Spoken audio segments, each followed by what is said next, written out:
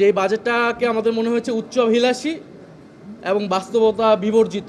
কারণ আপনি দেখবেন যে এই বাজেটের 9,38,000 কোটি টাকা তারা ব্যয় করবে এবং এই আয়টা তারা বলতেছে যে 6,95,000 কোটি টাকা তারা রাজস্ব লক্ষ্যমাত্রা নির্ধারণ করেছে, এবং যেটা আসলে বাস্তবতা বিবর্জিত। কারণ এই পরিমাণ রাজস্ব মানে আদায় করা সরকারের পক্ষে, এই প্রশাসন এবং কর কাঠামোর পক্ষে সম্ভব না।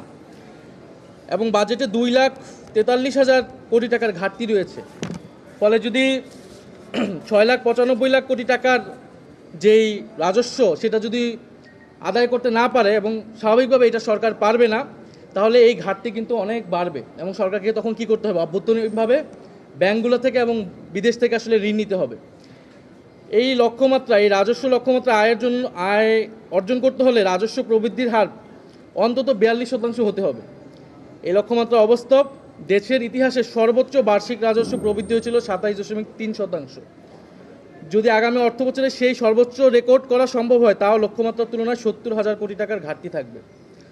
ফলে এই ঘাটতি সরকার কিভাবে মিটাবে? অর্থাৎ সরকার খুব সুন্দর সুন্দর কথা বলছে, বাজেট ইতিহাসে সবচেয়ে বড় বাজেট দেখাচ্ছে, একইভাবে কিন্তু এটা ইতিহাসের সবচেয়ে বড় ঘাটতি বাজেটও হবে। ঋণগ্রস্ত বাজেট বলা যেতে পারে এটাকে। ফলে সরকার যখন ব্যাংক থেকে আরও ঋণ বাড়াবে, আপনারা জানেন যে ঋণের পরিমাণ 8,12,000 কোটি টাকা পৌঁছেছে, এটা বৈদেশিক ঋণ। আর হচ্ছে অভ্যন্তরীণ ঋণ প্রায় 16 গুণ বেড়েছে।